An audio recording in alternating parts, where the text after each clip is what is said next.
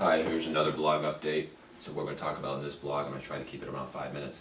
I want to talk about how liberals, filthy rich liberal elites, are using big government, socialism, zone restrictions, so they can get richer and richer and richer, while the rest of America, middle class, working class people are getting poorer and poorer.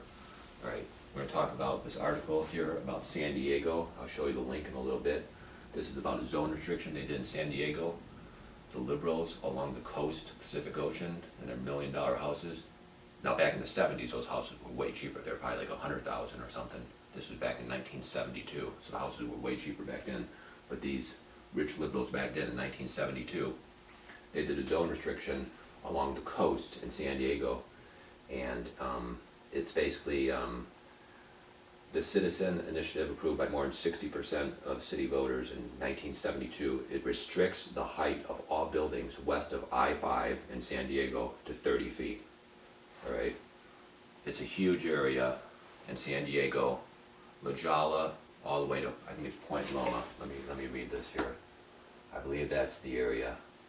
It's basically a large area. It's basically beachfront communities in San Diego, just north of San Diego.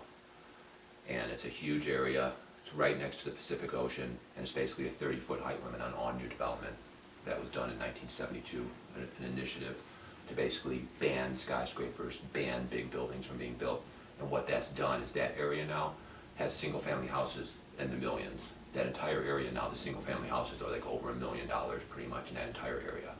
And that has happened because of that zone restriction, because you can't build any new inventory. You can't build skyscrapers, you can't build big, huge condo buildings, and because you can't build any new buildings, then anybody that wants to live in that neighborhood is going to have to pay millions of dollars to live in a single-family house, because that's all they can pretty much build. Or they can build townhouses, but again, it's a 30-foot height limit. So there's not a lot they can build to make prices get cheaper. So the prices just go higher and higher and higher, and the liberals get richer and richer and richer. You know, those houses will just go up in value because you can't build any new inventory. See, that's what the liberals do. They do the zone restrictions, so they block new inventory. So new inventory, new houses are not built, new skyscrapers are not built. And then what they do is they do massive out-of-control immigration. They do massive out-of-control immigration. And then what that does is that creates a housing crisis. You can't build new inventory, and you have tons of new people coming in. That creates a massive housing price increase, because there's a massive housing crisis. There's not enough housing to go along, and then there's bidding wars everywhere, and then the house prices skyrocket, and then our life becomes a living hell. Our life becomes a living hell where you got to pay $3,000 for an apartment, you got to pay $500,000 for a tiny little 2-bedroom condo, or a tiny little house in $1 million. Our life becomes a living hell because these liberals, like those liberals back in 1972, they passed a zone restriction because they don't want skyscrapers blocking their view of the ocean. They don't want skyscrapers blocking their view of the sunshine. You know, they're greedy. They just want to make millions off their house price. They're greedy, greedy people want to make millions off their house price. And then now we are suffering because of it. All over America, we are now suffering with sky-high house prices because of their zone restrictions and because of massive out-of-control immigration. And there's other issues these filthy rich liberals do as well. You know, one of the issues, you have a lot of government workers. You have a lot of government workers in these blue states and these blue cities, ultra-leftist, Democrat, socialist cities like San Francisco. They're making $200,000–300,000 a year working these government jobs. You know, you'll find out some bus washer is making $200,000 a year washing buses in the San Francisco Bay Area. You'll find some janitor in the Bay Area that works for, I think it was BART, was making like $270,000 a year. I remember reading that article.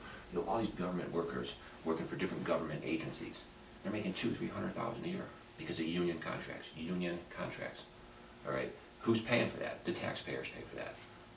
The taxpayers pay for that. So we middle-class people are paying astronomical taxes.